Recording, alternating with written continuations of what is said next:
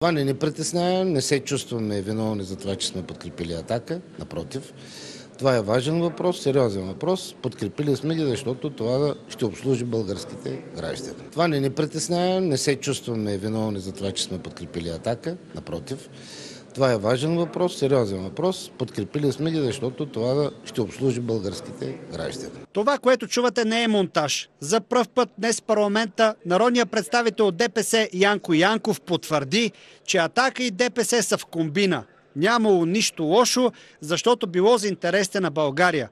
Доскоро Волен Сидеров говореше уж, че е против ДПС, но отношенията между двете партии се стоплиха и днес за председател на новата комисия за ЕРП-та бе избрана депутатката от „Атака“ Магдалена Ташева, а заместник-председател е Мустафа Карадайъ. Явно за пари и турчина става драк е логиката на Магдалена Ташева, която уж е борец против ДПС, но няма нищо против тяхната подкрепа.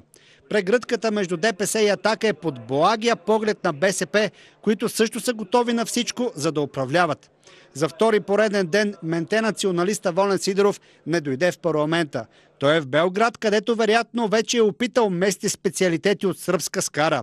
Как е възможно турската етническа партия ДПС да се прегърне с „Атака“, след като само преди няколко години Сидеров говореше всеки ден срещу ДПС, а даже искаше да свали новините на турски.